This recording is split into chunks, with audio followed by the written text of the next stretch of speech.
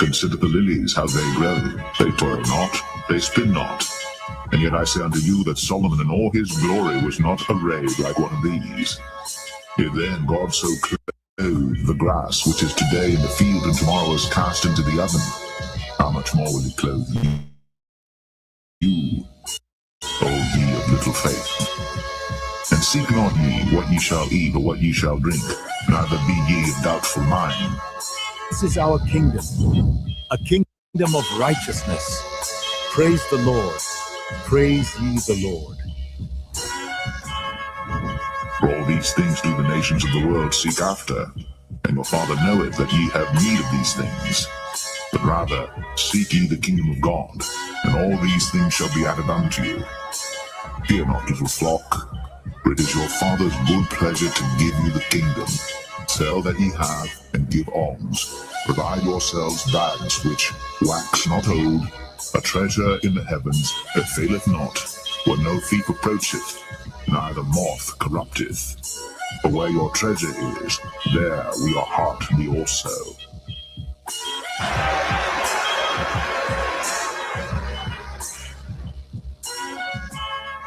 To the kingdom of Israel! Yahweh Hashem, Yahweh, Yahweh Hashem, Yahweh, Yahweh Hashem, Yahweh, Yahweh Hashem, Yahweh. The election, an aristocracy, meaning rule of the best, a group or class considered superior to others, a government by the best men in the state, a governing body composed of the best men in the state, and that's the elect. We're about to have it all right? Psalms 37 and verse 11, and it reads, "But the meek shall inherit the earth, and shall delight themselves in the abundance of peace." That word for peace in the Hebrew is shalom, which goes into safety, soundness in body, meaning we're going to truly have rest, welfare, health, prosperity, peace, quiet, tranquility, contentment. So we're going to fully enjoy the planet Earth. We're going to rule and exist within the Lord's creation as we were created to do. I'm ready to rule the world, man. How about you? Let the golden light of this sunset guide our hearts in peace.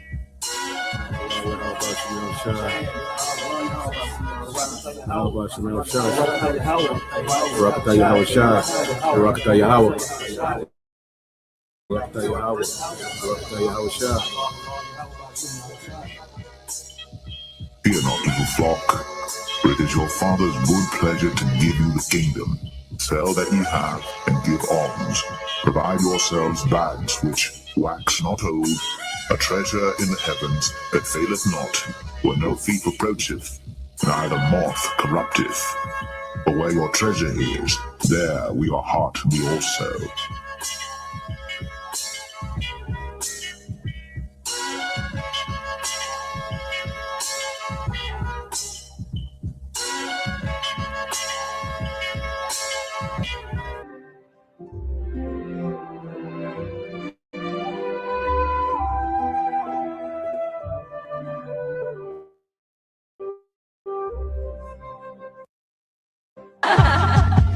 The ocean spirit dances today to abundance and joy and to eternal peace. See, this is what we're hoping for. This is part of our hope. Not only that we are members of the elect with fruits meet for repentance, like John the Baptist said, but from our low estate, because we've been brought low, even though we have this knowledge, we have this truth. Remember what it said in Revelation. I know thy works in tribulation and poverty, but thou art rich. Why are we rich? Because we're rich in faith. We have this knowledge. So our hope is at our last end, we're going to be increased. Okay? And if you ask me, the greatest riches right now is to be delivered by Yahushua, is to get that new body that the Apostle Paul spoke about, First Corinthians, the 15th chapter, to get that, get, like it said in First Corinthians 15, be delivered from the coming destruction, and to be a part of Yahweh's cabinet in the next kingdom. Okay, those are the real riches right now. That's what we want to get. Because if you get that, you got everything. I mean, you got everything. Okay, so our sights are set a lot higher than this present world. All right, as it is written, the fashion of this world shall pass away. We are individuals of vision, and the scripture said where an individual lacks vision, he perishes. Okay, so we can see the future. All right, and we hope that we're going to be part of it, beginning with the elect.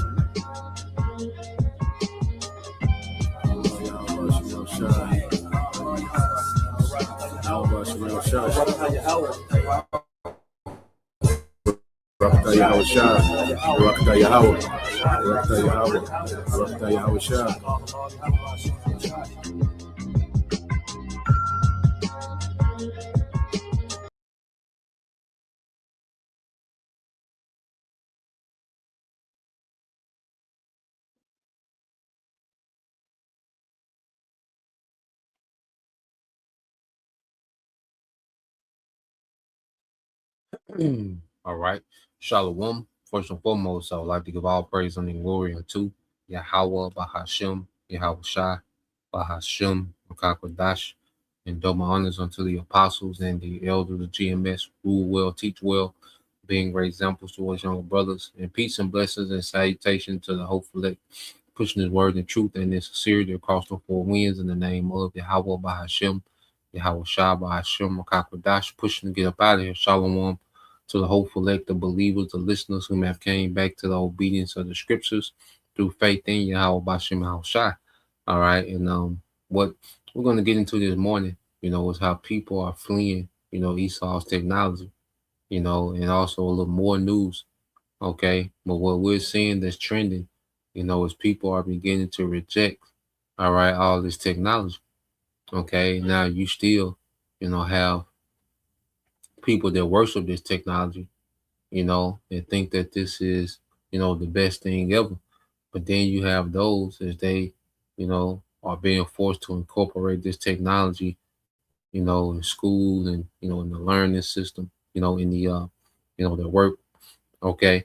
People are beginning to see, the downside of all this technology, and what we're seeing is a movement of people fleeing from this technology, man. Like you have this thing called the low tech, community, when people are going back to flip phones, people are, getting off of social media completely, and people are going back to a more simple time, before all this technology was saturated in society, man, and that's why, like we've been saying, Esau has to hurry up and make his move. He has to do what he got to do.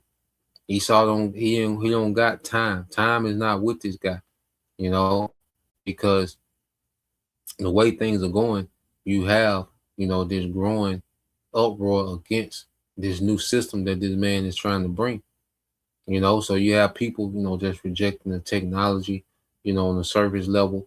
And then you even have people to understand what he's trying to do, with the technology and create a technocracy, man, which is digital enslavement. Okay. So on every level, this devil is starting to get resistance. Okay. Certain nations are starting to buck up. Okay. And begin to get at this man. Okay. Militarily. You see, he's losing his grip militarily. Okay. So this devil, he's slipping away. So this devil, he's going to have to do something drastic. The Lord going to put the spirit on this man where he's going to have to bring these crises on, and mandate this sea-hip. He's going to have to bring these crises, all right, bring desperation and mandate the sea-hip, because the way things trending, there's a growing resistance to what this man is trying to do, and in the day-to-day and in the long run, there's a resistance, man. Okay, and it begins with the spirit of the prophets. Now let's go here, because for the longest, the world has been enchanted, by this man and his technology, the convenience, but now people are starting to see the downside, you know, and there's a resistance. And what people are seeing that this nigga really don't got it figured out. And the people that control this technology, they have wicked intentions. Okay, because it's not the technology itself that's, you know, that's off. Okay, and in some instances, it's the usage, is the application of it, what he's trying to do with it. Okay, now he does have, you know, his industrial infrastructure is destructive to the earth, you know, just in itself. But then there are certain technologies, you know, that used properly could, all right, be and help to society. But this devil, remember, he turns everything to wickedness, man, which we'll get that as well. It says, this Sirach 19:22 said, the knowledge of wickedness is not wisdom, neither any time the counsel of sinners prudence. Okay, so what this man considers knowledge and wise, and okay, the wisdom that this man glory in is really not wisdom, you know, because it's rooted in wickedness. You know, you can't have true wisdom and rooted in wickedness, man, because wickedness is foolish. Okay, so there's no true wisdom that can come out of anything that's rooted in wickedness, man. You know, because the devil, he's able to pull certain things off. He's clever, you know, he's crafty, you know, but then it's rooted in wickedness, which makes it foolish, man. Okay, so neither at any time the counsel of sinners, okay, well, you know, Esau is the man of sin, is prudence, man. And this whole new world order is foolish based off his wicked intentions, man, to try to control, all right, creation through technology. Okay, to try to undermine the authority of the Most High. Okay, pretty much Esau wants to promote himself, okay, to being the Most High through technology, man, and that's not wise. Okay, verse 23 said, there is a wickedness, all right, and the same an abomination, and there is a fool wanting in wisdom. And see, Esau, he's a fool, and he says wanting, which means you're lacking, and he's lacking in wisdom. Okay, Esau is lacking in true wisdom, man, and the Lord is showing that. As the Lord is drawing back from Esau, we're getting to see Esau turn back to a caveman. Okay, he's a base man. All right, his core, he's a base man. The Lord has just propped this nigga up for the sake of prophecy, man, to get him to this point. All right, and as we see the Lord draw back from Esau, man, we're really seeing how base this man is, and he don't got it. Okay, and then a lot of people are waking up to that. You see, it said, he that have small understanding and fear the Most High is better than one that have much wisdom and transgresses the law of the Most High. Yeah, so this devil, you know, he can split the atom. Okay, he can you know, clone, you know, genes. He can do gene editing. You see, he has micro technology, you know, has cameras that can see from outer space. Okay, so he has all this different knowledge, okay, of particular things, but it's rooted in wickedness, man. So it makes it void, null and void. Okay, but then you can have small understanding and fear the Most High. Okay, and you be better off than this nigga that has all this knowledge, you know, and you know, he knows about the tectonic plates and, you know, the tides of the ocean and how the sun, you know, affects the earth, and so he can go into that, but he's wicked. Okay, but just having a reverence for a higher power, okay, and obey to the best of our ability these scriptures, we're in a far better state, man. You know. So when you keep reading, say there is an exquisite subtlety, okay, and you go into the word exquisite. All right, I think I'm copy and paste it real quick. So let's go to it real quick. So you go into the word exquisite, you know, because the devil has become real, you know, crafty, you know, in persuading the masses, okay, when it comes to his wickedness, man. You see? But see, the product ain't holding up, you know, the AI, okay, you know, what it can do, what it was hyped up to do. Well, it's not holding up. His product that he's selling is not holding up. It said exquisite means extremely beautiful, delicate, and perfected in design and craftsmanship. it can also be described as keen, intense feeling, or highly refined, all right, in perspective sense. Yeah, so this devil, he's real refined in his wickedness, man. And he knows how to dress it up real crafty, like, you know, to make it seem like he got it all figured out, to make it seem like, certain technologies are more than what they are. Okay. And the purpose of the technology, how he says he wants to apply this technology. You see, so this devil is real exquisite in his wickedness, man. Okay. Then put on the suit, slick the hair back, get up there, get his speech. But see, what's happening now, hey, there's exquisite shit playing out and they booing this nigga off stage. Okay. Mayors are being ran out of city hall meetings. Okay. As we went into the other day, you see, like I say, you got a low tech movement. All right. You have, a heavy resistance, to the data centers. Okay. So what this man is trying to establish, all right, and make it seem as if, he has the way. Well, he's meeting resistance, and that's why he's going to be forced. All right, the Lord is pushing the gas on this nigga to come on with these crises, man. Okay, because he's going to have to get draconian, man. Okay, because trying to be political correct and exquisite, see, that's wearing off. You see, because the Lord wants this nigga to spaz out, because the Lord wants judgment. Okay, he's going to use Esau, Edom as a tool of judgment on the left hand side, and he's going to unalive a lot of people and attempting this new world order.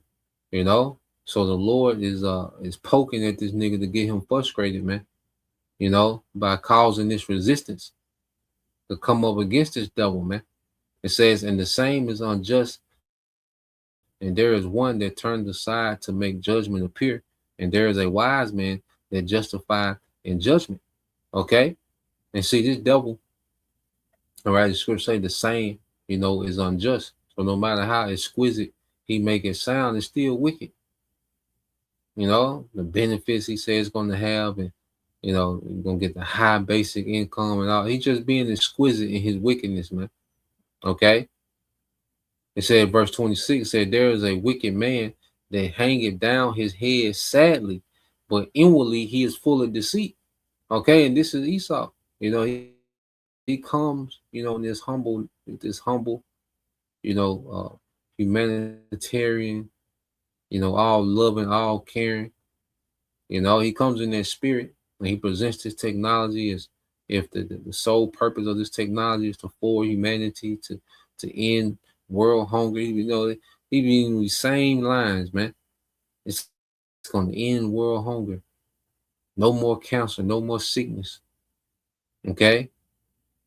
Full life. The blind can see, trying to imitate Yahushua. The blind can see, the lame can walk, So he comes in that spirit, okay? But inwardly he's full of deceit. And see that deception is seeping through. And it's getting harder and harder for Esau to hide that deception, man. Okay? Because the Lord, all right, is making it to where Esau just going to have to spaz out, man. Okay? It said, casting down his countenance and making it as if he heard not, where he is not known, he will do the mischief before thou be aware. Okay? And this nigga is always scheming and plotting some type of mischief in the background, and it's completely different what he's pitching to the masses, man. Okay? What this man is really up to, okay, and what he really works, okay, he's not going to get up there and tell you.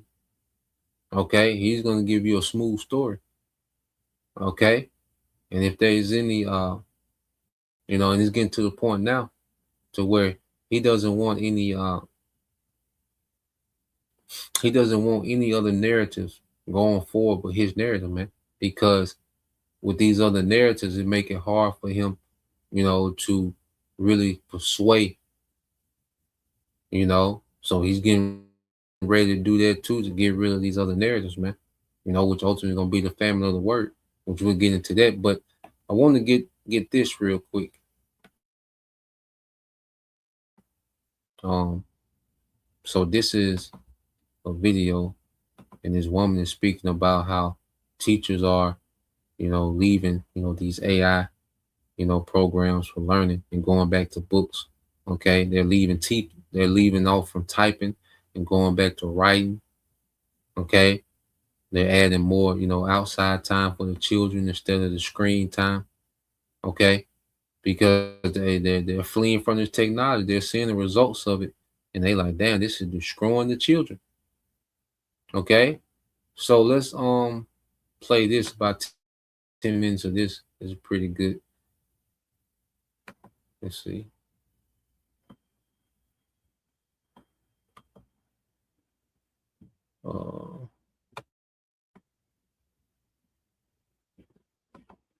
Who works at a primary school in Hertfordshire. Good afternoon, everyone. Lovely to be here. A few months ago, I was introduced to a head teacher, Justine, who works at a primary school in Hertfordshire. One sunny afternoon, Justine cancelled the lessons, opened the back doors, and told the children to go and play. They looked at her confused and shuffled out to the grassy area outside the school. She watched them stand there awkwardly for a few minutes until they asked to come back in. She came to realize that these children did not have the capacity to go and play. They couldn't create their own fun, their own entertainment. So accustomed were they to receiving their entertainment via their devices. When we talk about children, social media, smartphones, iPads, we tend to frame the discussion around harmful material. But Justine's children weren't traumatized by harmful material.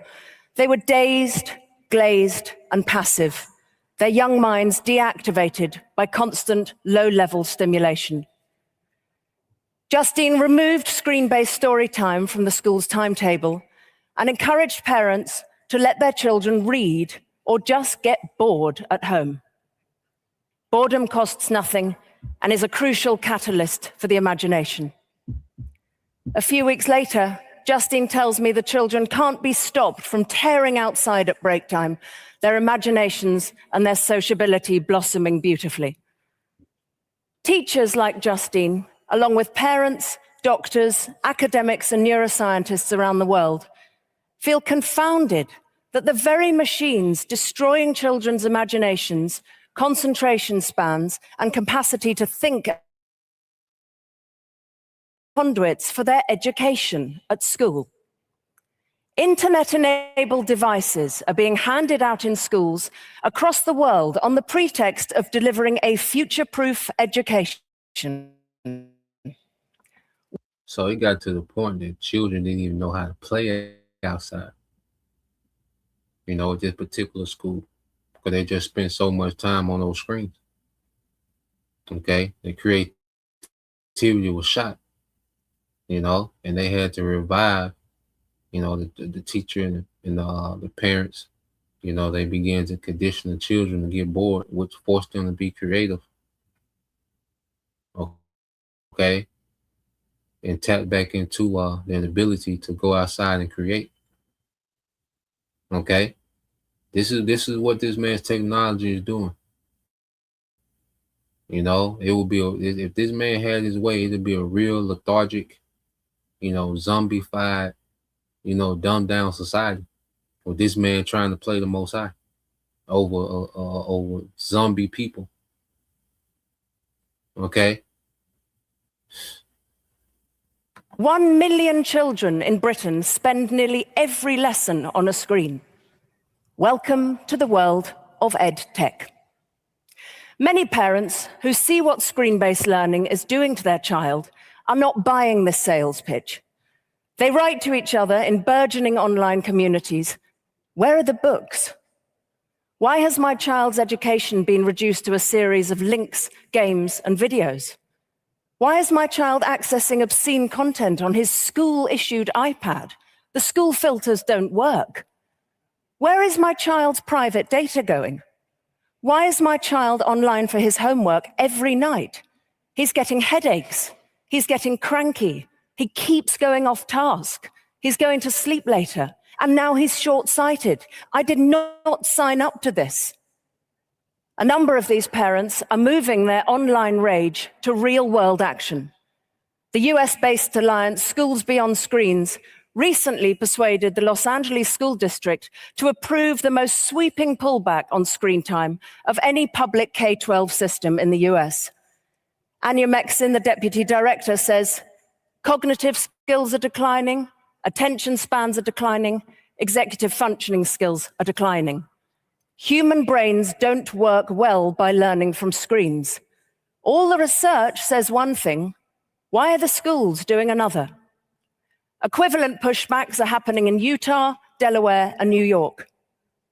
Similar mass action has happened in Madrid, where under 12s no longer learn on devices. John McGee, Director of Education in Glasgow, recently binned a huge maths app in schools, saying, you can do the work on paper as well as you can on the app, and you're just moving the teacher away from the child. That's no way to teach. Denmark and Sweden are spending hundreds of millions on the reintroduction of textbooks. These countries and cities are the first fish swimming away from a misdirected shoal. The data from the last 15 years shows that as soon as devices entered the classroom, scores started plummeting around the world. Of course, that's when social media exploded into children's lives too. But social media, smartphones, and EdTech are all fins and teeth of the same shark. The social media design features deemed harmful enough to restrict for children the streaks, the daily rewards, the endless notifications, are the very same features found in EdTech apps. These are slot machine tactics, the same unpredictable reward which keeps an adult scrolling, now built into maths, languages, and even reading apps. A reading app. Has there ever been a more oxymoronic concept? Will Ellis from Reclaim Childhood. The same psychology and technology behind the slot machine to keep adults addicted to these slot machines. And the same technology in these AI, what he call ed tech.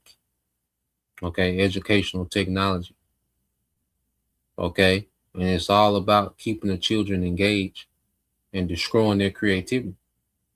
Because going back to Rockefeller, I believe it was Rockefeller who said he wanted a society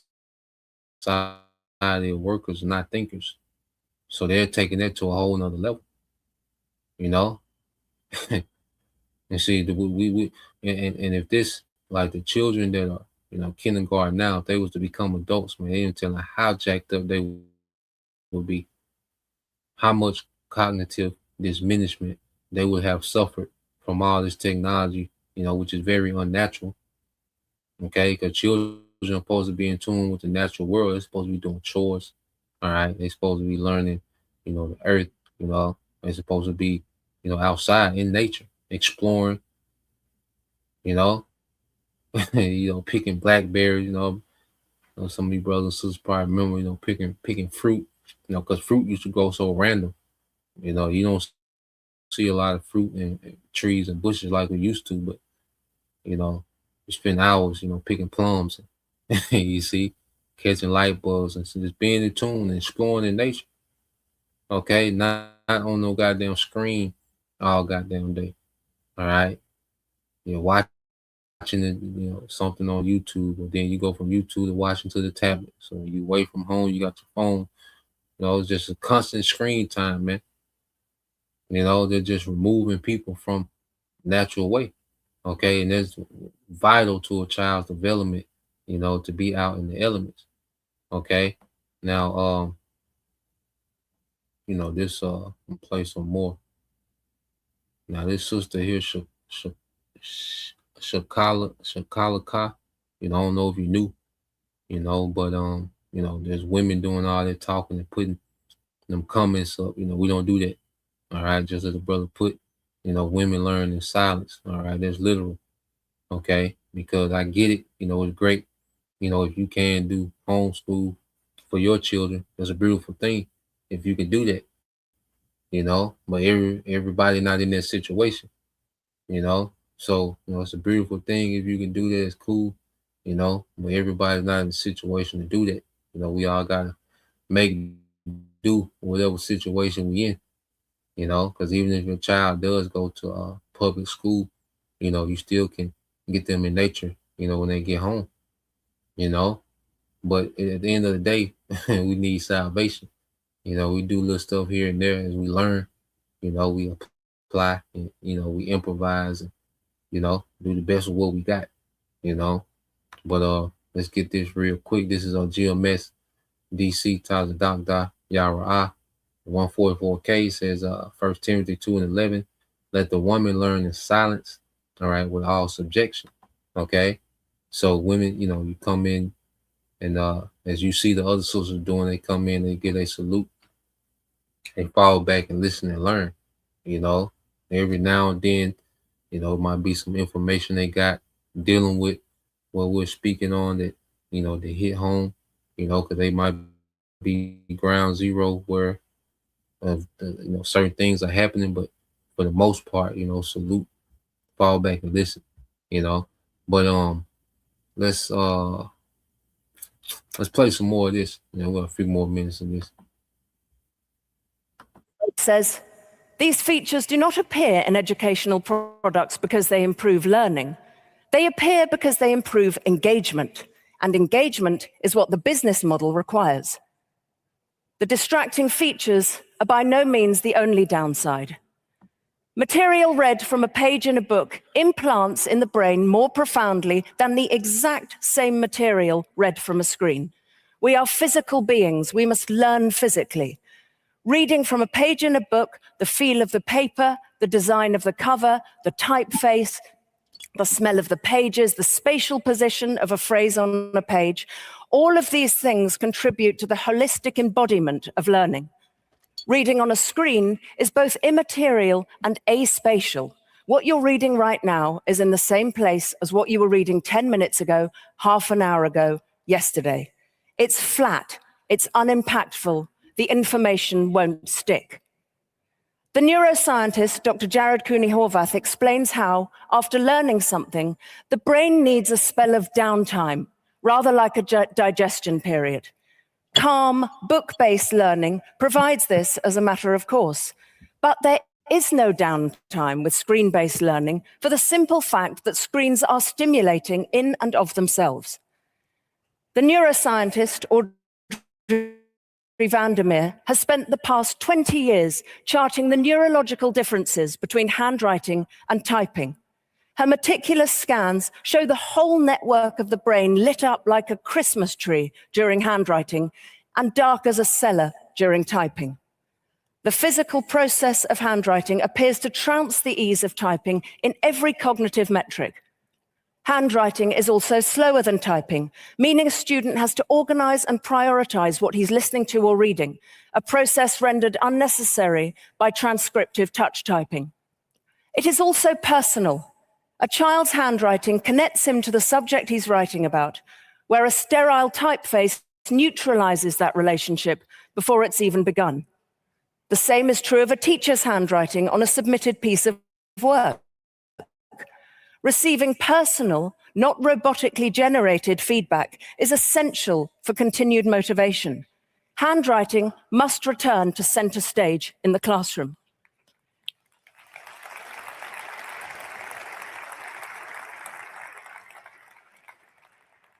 It is not just the humanities which are better mastered on paper either. The legendary maths teacher, Bill Hinckley, has researched how working out maths problems on paper deepens mathematical understanding and confidence. The educational researcher, John Jerrim, conducted a lengthy experiment which saw 3,000 pupils take PISA tests in maths, science, and reading. Half the students conducted all their work on paper, half did all their work on a computer. The paper-based group scored 20 points higher, which is the equivalent of 6 months extra schooling. Randy White. 6 months worth of extra schooling, you know, for those that tested on paper. You see? Man, if a brother can get that in Sirach, 10 and 3. So I'll put this video in the chat so y'all can tap in. But let's go here. Well, brother, get that Sirach 10 and 3. And I'm gonna get this because as you have this going, all right, what you have the low tech, I say you have the low tech movement, you know, people in general are going to low technology, people are fleeing, you know, these apps, you know. I think let's see.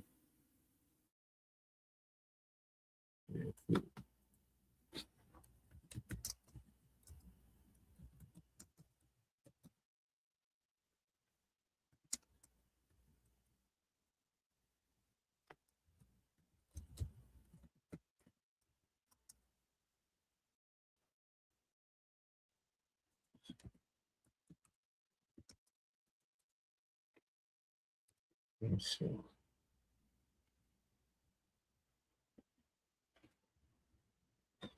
Let's look at this real quick.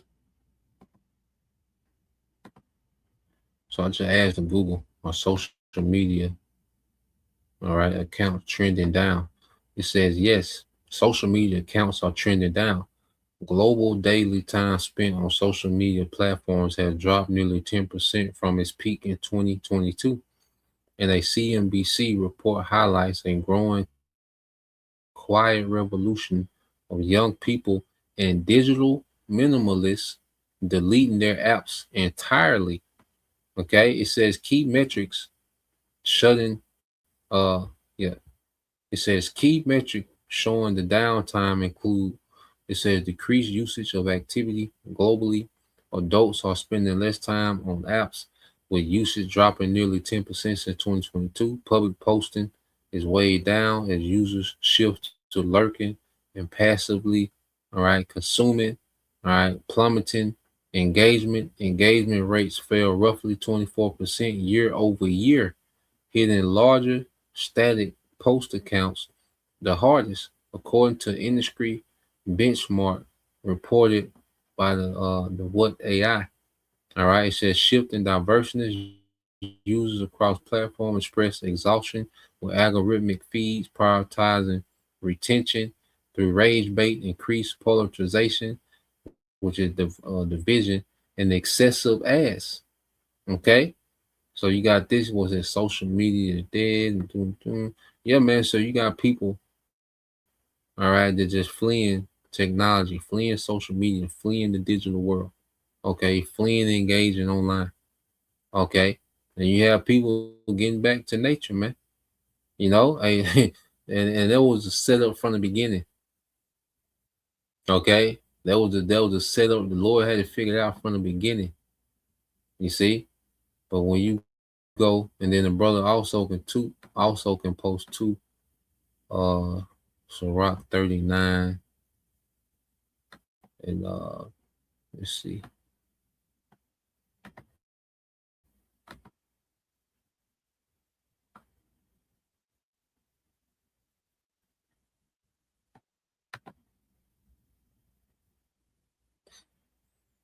Yep, so let's get Sirach 39 verses 25 through 27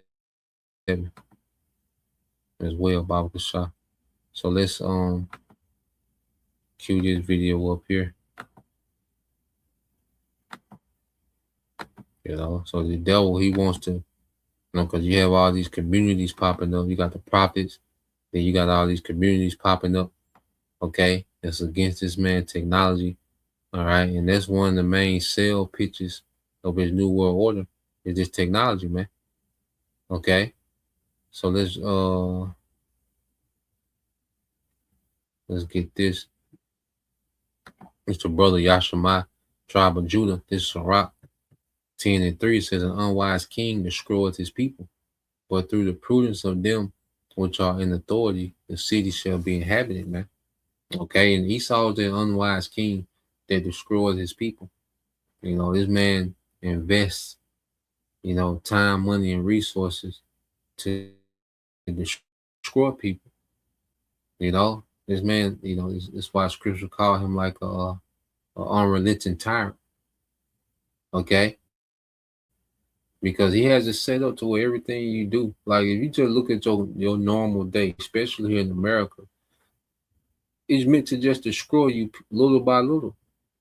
You know, you certain toothpaste got the fluoride in it. So first thing you do in the morning is start to calcify your pineal gland. First thing you do, the water, you know, it's intentional chemicals in the water. So you brush your teeth and rinse your mouth out, all right, that destroys you. He got set up to where that destroy you, man. Now that's barely toothpaste you can get, you know. Like I say, we do little things here and there. You know, we we know better, we do better.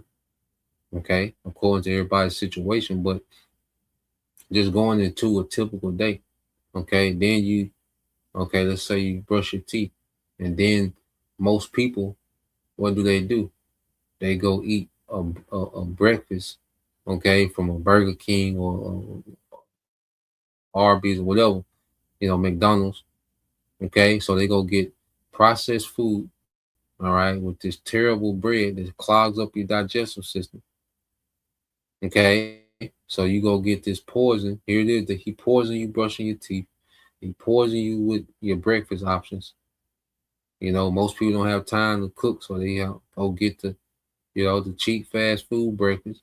Okay, so you go get you some poison in the morning. All right, you get in this stressful traffic. Okay, you go to this stressful job. You know, so your physical and mental health is before 9 o'clock. All right, this nigga's already on top of you, man. Okay, you work this stressful job with these niggas. Okay, and you got 30 minutes, an hour maybe to eat. So if you ain't bring nothing, you gotta go run back in traffic. Okay, to go get some more poison with everyone else. Come back to this stressful ass job. All right, get stressed out a few more hours. Go home, get in this traffic on the way home. Okay, maybe stop by somewhere, or maybe you have time to cook, man. But then that's just a typical day, and it's just set up to destroy you. Plus, you throw the social media in the game, and it's all meant to destroy you mentally, spiritually, and physically, man. This man has it calculated to where damn near everything, all right, that the average person does is meant to destroy them. Okay? Getting married. In this society, getting married can destroy you as a man. Okay? It can completely ruin you as a man. So this man he's this unwise king that's in power, and all he does is set up snares and traps all throughout his kingdom to snare people to destroy themselves, man. You see? So we'll read verse 4. All right, it says the power, this is Sirach 10 and 4, this is brother GMS Tazadak Yara'ah. It says the power of the earth is in the hand of the Lord, and in due time he will set over one that is profitable, man. And that's going to be Yahweh. And we're in that transition. Okay, and that's why the Lord is putting pressure on Esau to go ahead with his move. Okay, to go ahead with his move, man. You see, there's pressure put on Esau to where he got to go ahead and come on with the next phase. Okay, because he can't keep going like this because it's working against him. He gonna have to come on and just be draconian, man. You see, he gonna just come on with the hammer. All right, he gonna have to come with that get down and lay down spirit. Okay, and we know once he does that, okay, and crash out, okay, he's done. Once he bring these crises and get to the point where he mandates this MOTB, he done. When the MOT mandated, he out of there. Any day after that, he out of there, man. Okay. So the Lord is pushing this man to come on with the next phase, man. Okay, and it's all in the Lord time, and the Lord got it mapped out, perfectly. Now the brother got the definition of evil on the Elam online, the water bro. It says anything that causes injury and anything that harms or is likely to harm a malady or disease, conduct contrary to standard or morals or righteousness, man. you know, and then just what Esau is. He is evil. He brings about evil, man. You know, is all he's capable of doing. Now, when you go here to the book of Sirach 39:25, it's your brother GMS DC Tazadak Dayara 144K. It says Sirach 39:25. It says, "For the good are good things created from the beginning, so evil things, all right, for sinners." Okay, so in the beginning, everything was created good to wow. You know, you go into creation, everything was created, had a particular purpose, a particular usage. All right, things, you had to also apply moderation. Okay, but everything, in this original form is good. Okay, but when this devil comes and modifies and alters and tries to enhance or modify, then that's when things go left.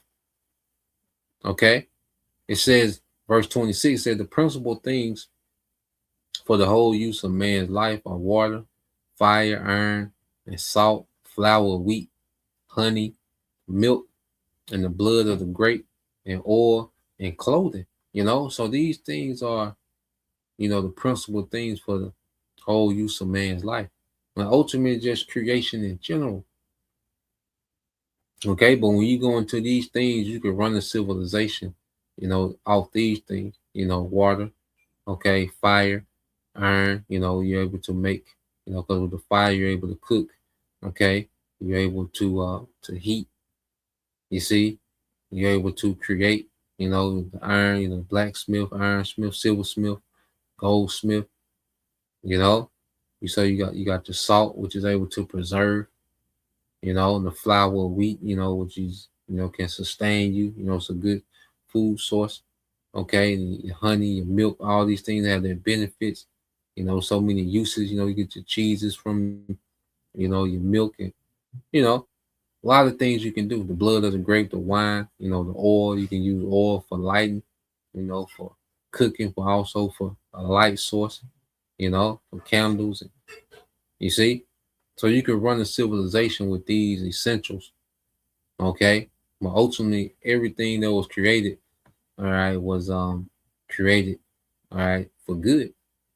You see? Sirach 39:27, it said, all these things are for good to the godly, so to the sinners they are turned into evil. So Esau, he turns everything that was good into evil, because I say a lot of this technology is not just wicked by itself, but the way this man, tries to apply, okay, this technology and his intent, with the technology, okay, that's what makes a lot of these things evil. Then he turns creation into evil to where in America, especially, you have to avoid bread, you have to avoid, certain milk and dairy products, and you have to avoid certain honey because how he's tainted it and corrupted these things, man. Okay, I said we get the best of the worst, man. But the Lord then created foods we had to avoid, man. Okay, now moderation is always, a part of everything. You see, but completely avoiding this and avoiding that, which the Lord made this man to turn all the grapes into seedless grapes. So it's like, God damn. You see, now I forgot about, the chemtrails. You top everything off. You go outside to fresh chemtrails, man. Okay. So so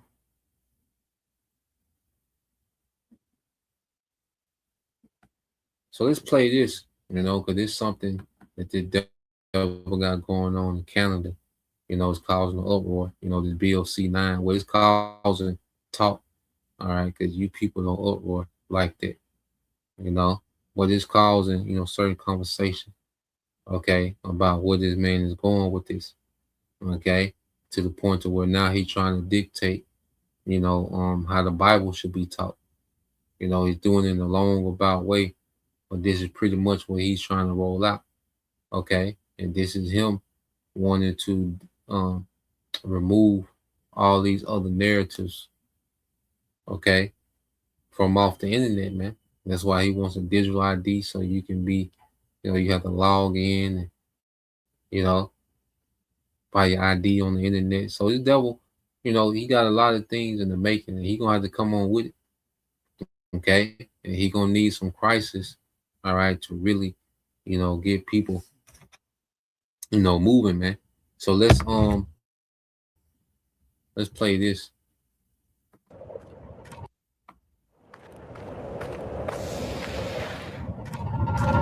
Brace yourself, folks, because this one is insane. The Canadian government has just rammed through Bill C-9. The so-called Combating Hate Act has officially passed. It's heading for royal assent, and very soon it will be the law of the land. This is another brick in the wall of government control over what you can say, what you can believe, and what you can preach in your own churches. This government is making it easier than ever to prosecute and jail Canadians, not for what they do, but for what they say, especially when it comes to sincerely held religious beliefs. They're literally building a legal framework to police your thoughts, your words, and your faith. But make no mistake, this isn't about protecting anything. This is state-sponsored censorship. They sold this bill as a necessary response to the so-called rise in hatred, protecting places of worship, cracking down on hate symbols, keeping people safe. Sounds reasonable on the surface, right?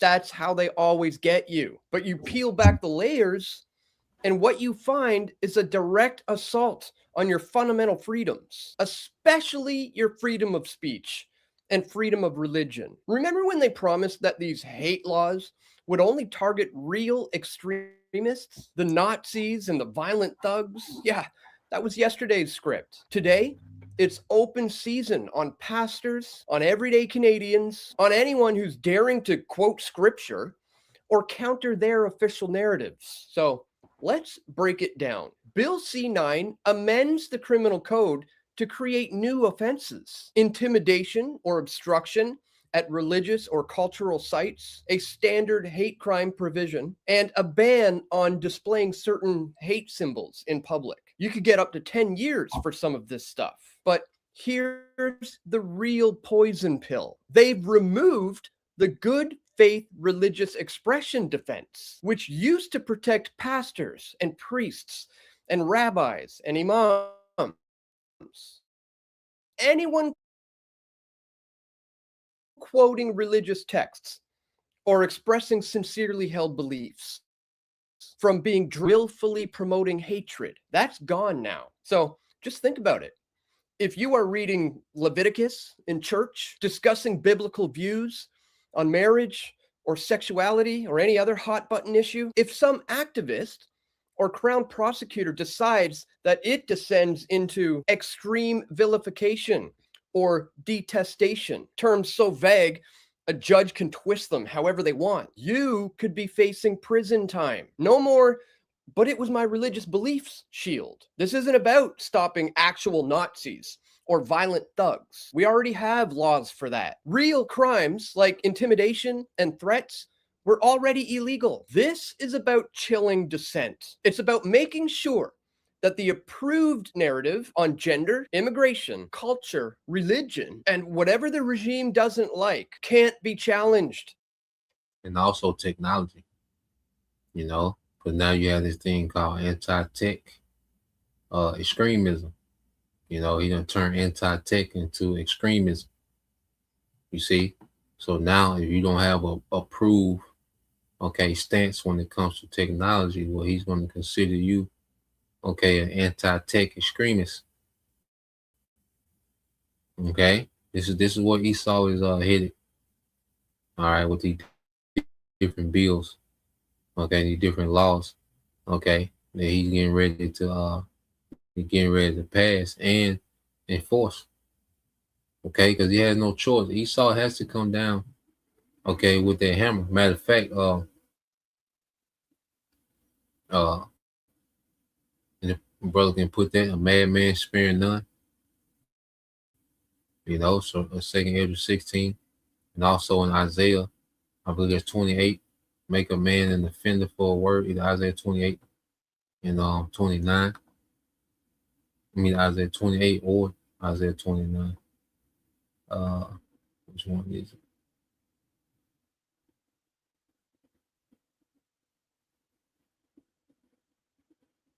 Yeah. But yeah, man, he gonna add that the technology in there as well. Okay. Because that's, the bread and butter of his new world order.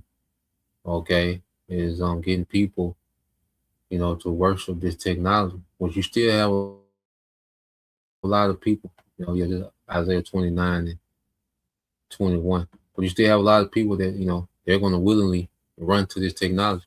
Because there's a lot of people that worship this technology. And when the devil puts a squeeze, this resistance that people, was having against this technology, well, he's going to squeeze some people. All right. He's going to squeeze a lot of people in submission. As a matter of fact, a brother can get that as well. 2nd Ezra chapter 5, verses 1 and 2. Okay. I'm going to let this play some more.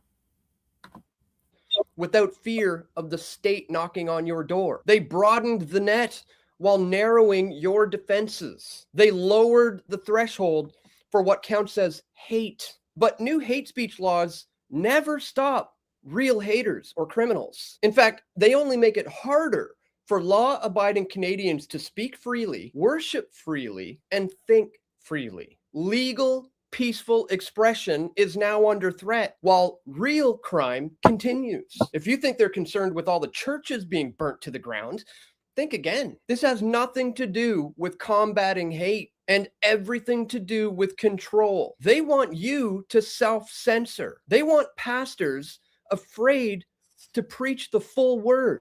They want dissent on their official narratives controlled. And don't be surprised when this gets exported and copied elsewhere, because it's a globalist template. Hundreds of thousands of Canadians wrote in, faith leaders, free speech groups, the Justice Center for Constitutional Freedoms were all sounding the alarm, but they pushed it through anyways with rushed votes and minimal debates. Folks, this is your classic totalitarian tiptoe. First, they come for the hate speech, then the religious speech, then who knows? Your private conversations, your social media posts, your ability to assemble and protest government policies. We've seen this playbook before with the Emergencies Act, with online harm bills, and with pandemic mandates.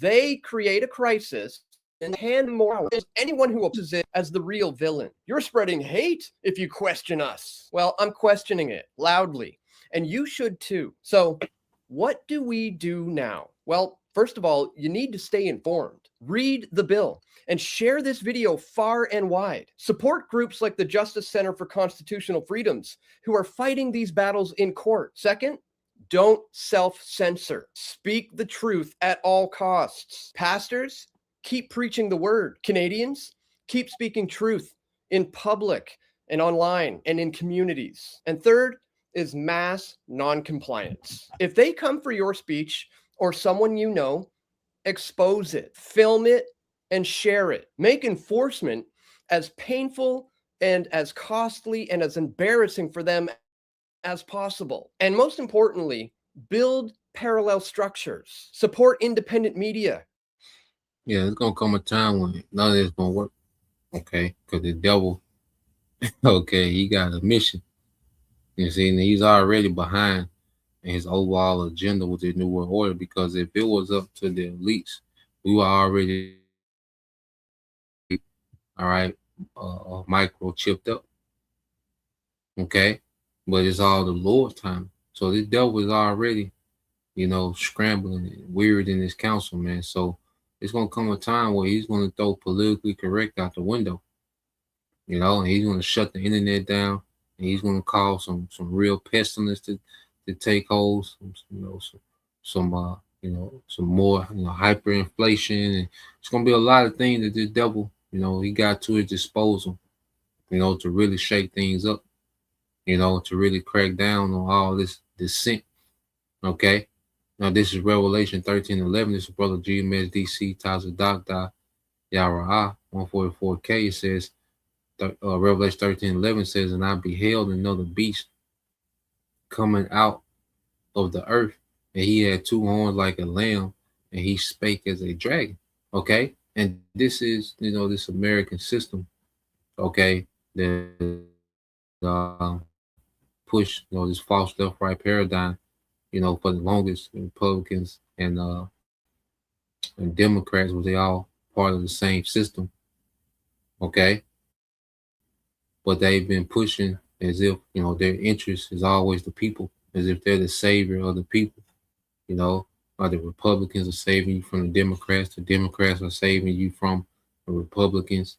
Okay, they've been playing this game, for centuries, man. Especially last few decades. You see, but it's coming a time to where that's the old way of governing. That's the old psyop. Now they just want to, put technology in you and directly control you, man.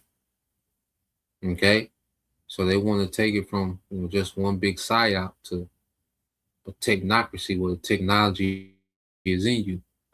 Okay, and then your behavior, okay, determines your access to technology. Access to society. Through this technology, man, with their social credit score. So they ain't gonna have to beg you to vote for this and vote for that. No, you're gonna be in a technocracy. Okay, in which the devil, okay, he plans to have full control from the central system. Okay, controlled by these elites. There's a brother servants of Yahushua 144 says, Second Ezra 16 and 11, 16 and 71.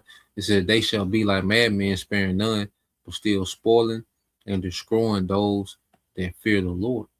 Okay, so this devil, he's gonna have to get to that point, and the Lord is pushing this devil to this point, to where he's gonna be like a madman, sparing none. And he's gonna want to get off on Jake, and he wants the prophets, man. Okay, but we'll promise that the standard gonna be lifted, and even those that have to be martyrs, where they're gonna be risen up immortal at the return of Yahushua, man. So it's a win-win for the elect. Okay, it's a lose-lose for Esau. Second Ezra 5 and 1 is another one from the brother Jim at DC. Tazadog Yara. All right, 144. It said, nevertheless, as coming the tokens, behold, the days shall come, that they which dwell upon the earth shall be taken in a great number, and the way of truth shall be hidden, and the land shall be barren of faith. Yeah, because even with these certain resistance communities, when Esau put their pressure down, a lot of them gonna fold.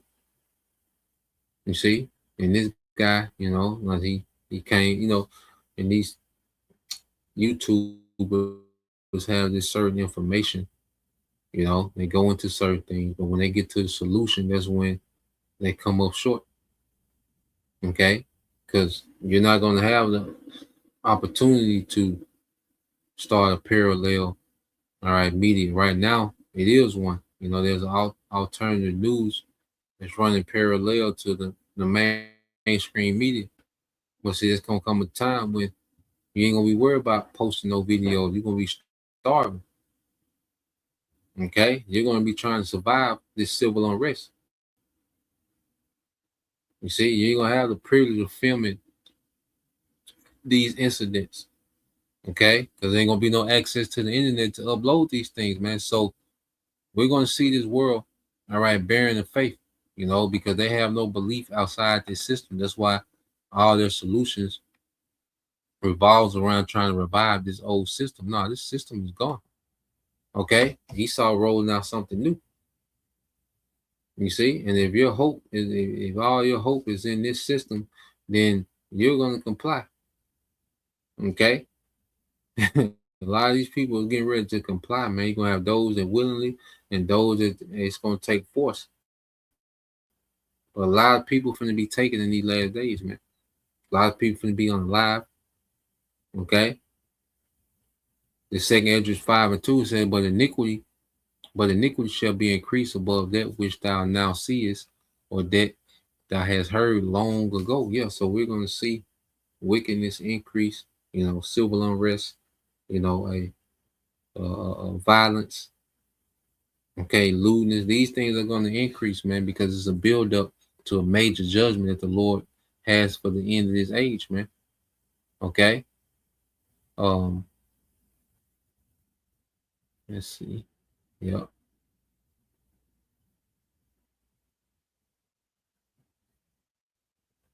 Let's see, verse. Let's get verse 3. We'll get verse 3 and we'll end it there. You know, so you go to, all right, the brother GMS Tazadagda, Yara 144, 2nd Ezra 5 and 3. And it says, in the land that thou seest now to have root, shalt thou see wasted suddenly, man. Yeah. So America, man, because it's a build up to America being destroyed by thermonuclear destruction. You know, and Esau, he has to do what he got to do on this end and really take this thing to the next phase, because people are beginning to flee his technology. Okay, they call him out for being a fraud. They're calling his AI out to be a fraud and hype. Okay, so this man, he's gonna have to, make a move. Okay, to move the needle with this new world order. So, that's the point. I said we'll leave it there, Lord will, you brothers. All right, and you few sisters edified once again. And give all praise and glory unto Yahweh Bahashim, Yahweh Shai Bahashim, Yokakodash, and double honors unto the apostles and the elders of the GMS who rule well, teach well, being great examples towards younger brothers. And peace and blessings, salutation, hope for that shalom.